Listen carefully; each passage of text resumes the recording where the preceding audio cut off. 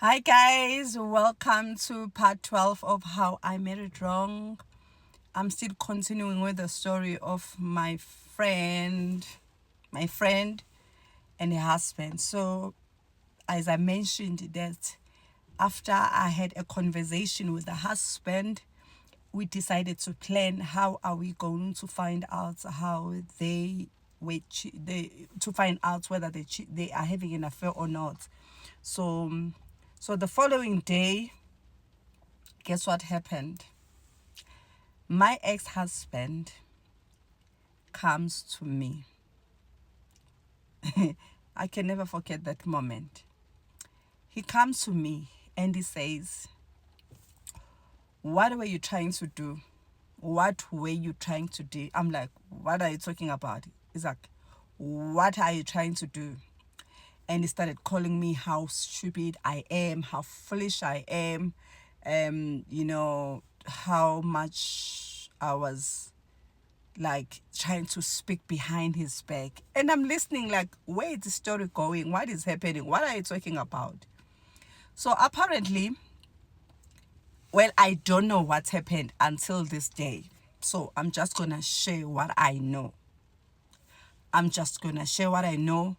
I don't know the conversation that the wife had with the husband, because the information I got after that was through my ex-husband.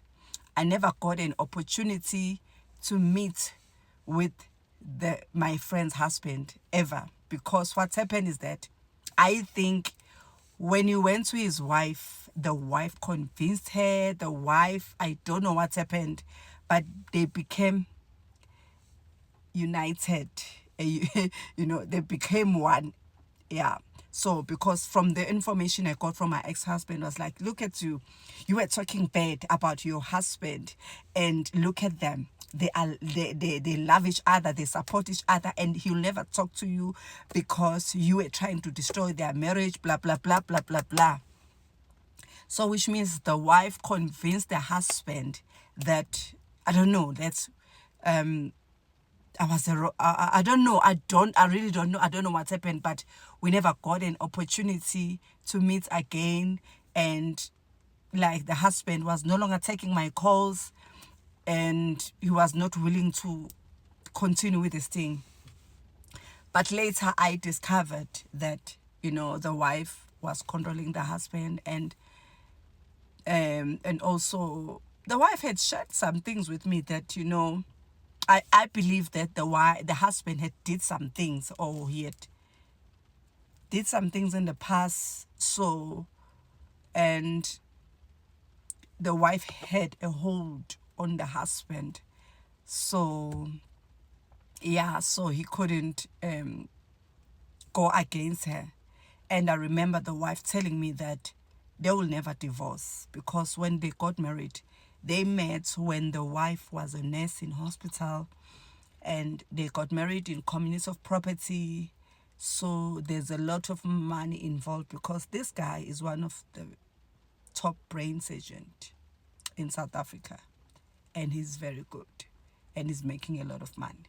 And the wife, apparently, I remember when she was telling me that, she had bought a lot of properties behind the husband's back. So like, there's so many things that were happening in marriage. But anyway, I didn't expect that the husband will react in that way.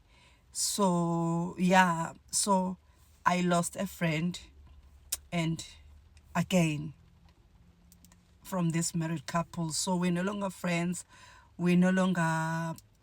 So now I could even monitor whether the wife continued having an affair with my ex-husband. So I don't know what happened. And just to mention this, guys, remember,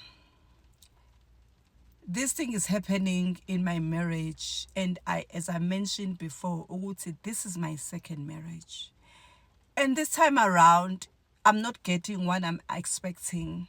I was hoping that he's gonna be a good man, he's gonna be a faithful husband, he's gonna be loving on me, and I'm not getting all that. But now my ego says, no, you're not gonna divorce, girl. You're gonna fight for this, because the stigma attached to people getting divorced. Because I could see now, no, this is not what I signed up for. This is not what I was expecting. I thought that I'm getting married to a man who is good, who's gonna be there for me. And besides, I mean, the pastors convinced me, my pastors at the time convinced me that no, don't worry, this is gonna work. And I also love the guy as well. So I don't blame anyone because I made a decision myself to continue marrying this person. I decided to ignore the red flags.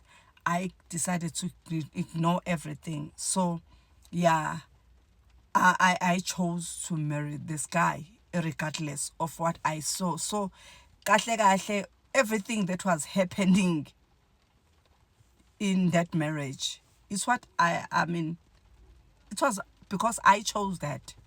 Not that I deserve that treatment and all the cheating and all that, but I went there with my eyes open. So a word of advice to men and women: if your partner is cheating on you, well, now I'm a child of God. My perspective has changed.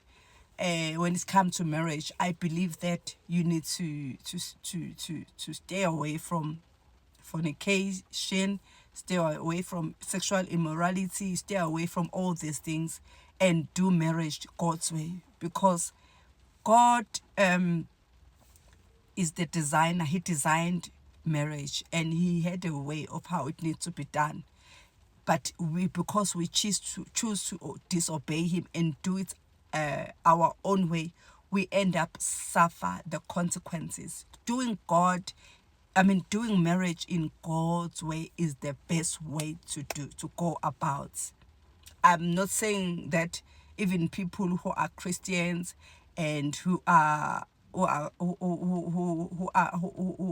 born again like me, they don't go through what I went through. They do, but it's better that you know that you did things the right way. But in my case, I went there knowing that this guy had cheated on me, and I decided to ignore the red flags. I ignored the red flags because I thought that I loved the guy and I thought that he's gonna change. He's gonna be a good man. He's gonna be the man, like the way, the way my father treated my mother, the way my father loved my mother. I had this idea in my head how I wanted marriage to be, and I wanted him to be that person, but it wasn't like that. And then, guys, that was just the beginning. I didn't know that there was still more to endure in this marriage. The worst was waiting for me. The worst. I don't wish it for anyone to happen, but I'm gonna share on the next episode.